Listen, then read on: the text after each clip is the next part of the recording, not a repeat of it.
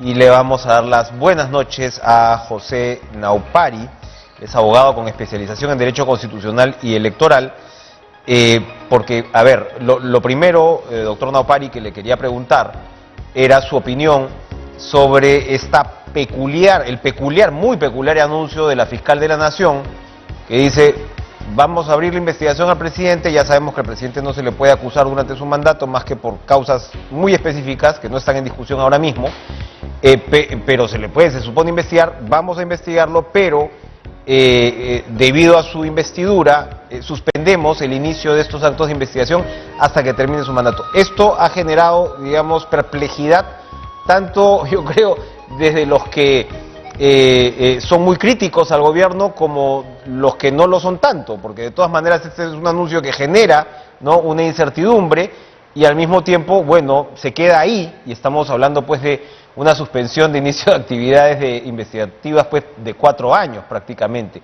Quería por favor saber su opinión con respecto a la pertinencia de esta decisión de la fiscal, no solamente en términos de la apertura de la investigación, sino esto tan, como repito, peculiar de suspenderla hasta el final del mandato del presidente. Buenas noches.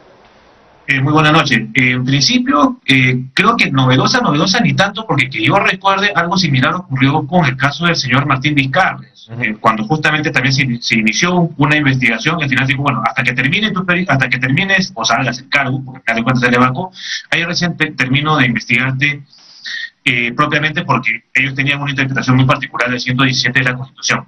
Ahora, a nivel de pertinencia, creo que anunciar con nota de prensa, voy a investigar, pero te investigo sobre el final, deja ciertamente una mala sensación, ¿no? Porque o investigo preliminarmente para eventualmente plantear después una denuncia constitucional que se tendrá que tramitar ciertamente recién una vez que termine el mandato, y otra muy distinta es que diga que voy a investigar, pero en realidad la investigación la voy a llevar a cabo luego de que termine el periodo, salvo que lo que hayan querido decir en sentido estricto es: investigo los hechos, pero en aquello que te involucre con presunta responsabilidad penal, espero a que termine ese periodo. Pero creo que quizás a nivel comunicacional pudo o debió estar mucho mejor planteada esa nota de prensa. Claro, porque lo que dice el Ministerio Público es que se suspende el inicio de estos actos. Yo entendería que en efecto se está suspendiendo la investigación como tal hasta que termine, y sí, además, como usted señala, en el comunicado del Ministerio Público plantea el antecedente del caso del señor Richard Cisneros, conocido como Richard Swing, en lo que le tocó al expresidente Vizcarra. Pero yo entiendo que en otros casos no ha sido así. ¿En el caso de Pedro Pablo Kuczynski no fue así, acaso? Lo que ocurre es que, incluso, y en ese aspecto sí lo resalta, si mal no recuerdo también el Ministerio Público, es que antes la interpretación del 117 incluso era mucho más global, es decir, ni siquiera se anunciaba ningún tipo de investigación, no se tocaba al presidente ni siquiera a nivel de hechos, digamos, colaterales.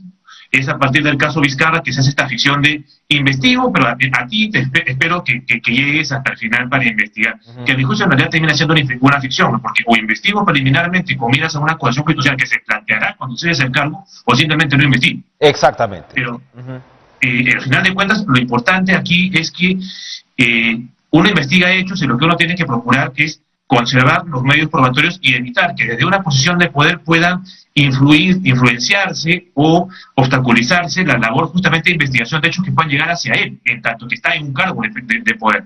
Nadie está diciendo que efectivamente se le aparte del cargo, pero sí que se puedan acelerar los actos de investigación para cautelar los medios de prueba que puedan servir precisamente una vez terminado el periodo para procesar y, de ser el caso, sentenciar a un presidente o presidenta de la República. Muy particular la decisión del Ministerio Público por toda la complejidad que estamos planteando. El otro tema, doctor Naupari, es que hoy venció el plazo para que los partidos soliciten su inscripción ante el Jurado Nacional de Elecciones, y ya entramos a un año electoral, ¿no? También se ha vencido el plazo para que los candidatos se afilien a los partidos políticos. ¿Cómo, digamos, ya comienza a plantearse este cronograma para lo que va a ser un año sin duda intenso en materia electoral, con las elecciones subnacionales que nos esperan? Así es, ya tuvimos la convocatoria a edición extraordinaria el día de anoche, el plazo venció hoy día. Hoy día efectivamente ha vencido el plazo para que se solicite la inscripción, porque efectivamente van a poder participar los partidos políticos, movimientos regionales o alianzas electorales que, habiendo presentado su solicitud hoy día, logren su inscripción hasta el 14 de junio. En el tema de la afiliación, habría que recordar que se exige la afiliación a nivel legal únicamente a aquellos que quieran ser candidatos a alcaldes, gobernadores y vicegobernadores regionales, no así para el caso de los candidatos a regidores o consejeros regionales titulares o accesitarios. Luego va a venir la semana del 15 al 22 de enero, en el cual los partidos políticos y movimientos regionales van a tener que convocar elecciones primarias. Este acto de convocatoria hará que ya no puedan modificar sus estatutos y sus reglamentos electorales.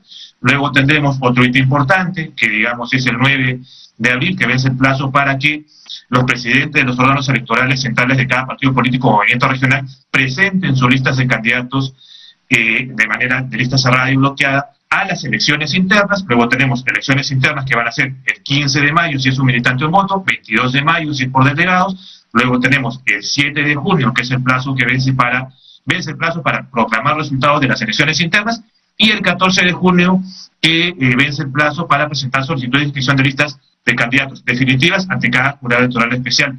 Ahora, desde el día de hoy, porque ya ayer se publicó, ya comienzan a regir restricciones de deber de neutralidad, evidentemente de neutralidad estatal, y también, sin duda, el tema relacionado a policía estatal, de manera que solo puedan difundirse publicidad estatal o contratarse publicidad estatal en caso de impostar necesidad de utilidad pública, que ciertamente en un contexto de pandemia es mucho más flexible, pero hay algunos tipos de restricciones, cuando no va a poder colocar pues, la imagen del alcalde, del regional en publicidad del Estado. Perfecto. Ahora, este cronograma, ¿cómo se puede alterar debido a la pandemia? Porque ahí sí creo, con lo que usted está señalando, que todo el proceso de elecciones internas sí es muchísimo más cercano, ¿no?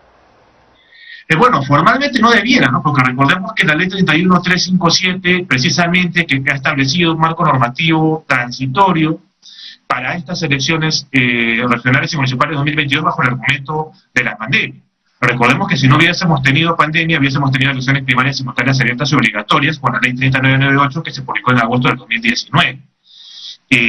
Ahora ya no tenemos primarias abiertas, tenemos internas con un militante y un voto, o con delegados, ¿no? Entonces dudo mucho que el cronograma se pueda alterar. Además recordemos que incluso hemos tenido generales el año pasado cuando todavía estábamos en un incipiente proceso de vacunación. Así que la pandemia logre modificar el calendario electoral, más aún cuando la regla de modificabilidad de normas electorales a nivel legal ya precluyó a fines de octubre y la de nivel reglamentario precluye el 5 de febrero, es muy poco probable que pueda moverse el campeonato.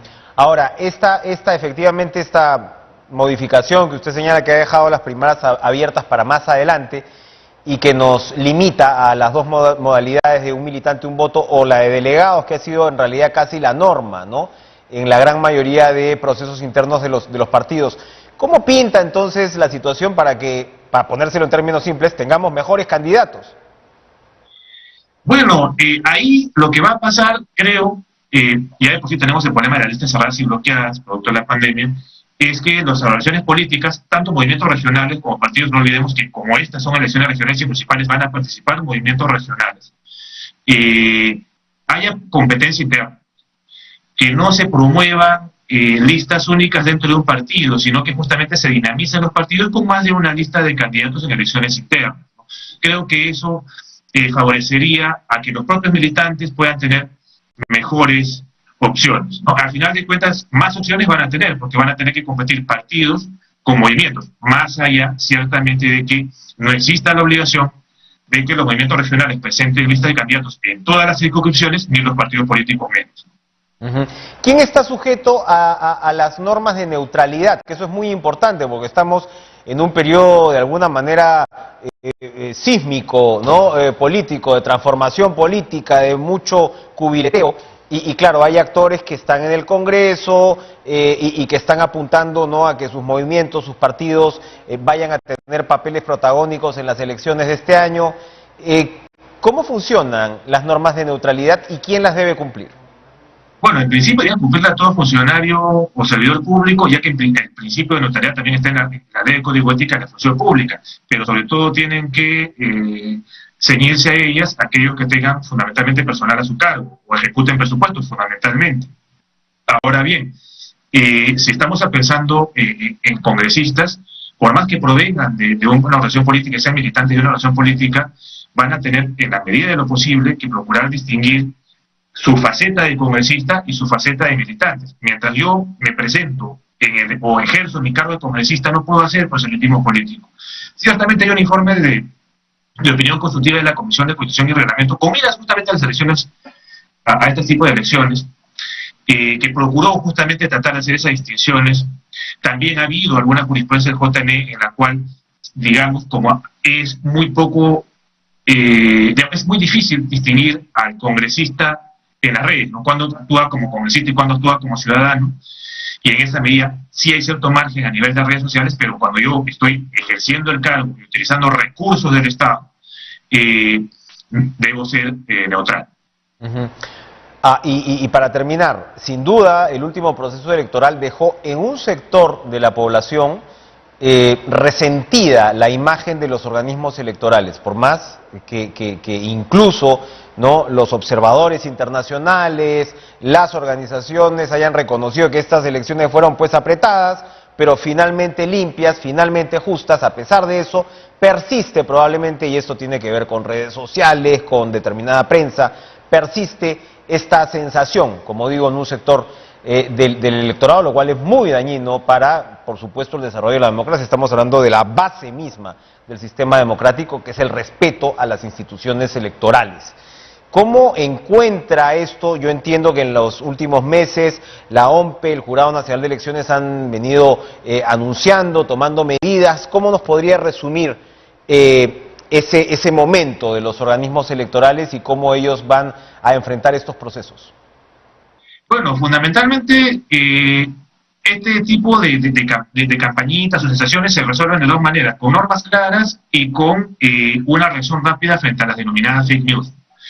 Y en esa medida creo que el establecimiento de campañas justamente contra las noticias falsas que han implementado los tres organismos del sistema electoral y el que se hayan procurado emitir las normas con anticipación, sin lugar a dudas va a coadyuvar, a mi juicio, en la mejora de esta imagen de los organismos del sistema. No obstante, yo creo que aún hay mucho camino por recorrer, no tanto a nivel de Lima, y en ese aspecto se agradece la cobertura que brinda justamente TV Perú, Radio Nacional, porque la idea es llegar a cada rincón del país justamente a derribar esos mitos, porque por ejemplo, donde se asientan esos mitos y se genera el desprestigio o la sospecha, es en aquellos lugares en los cuales solamente hay una fuente de información. La idea es que se llegue con información oportuna, de calidad, y completa y clara.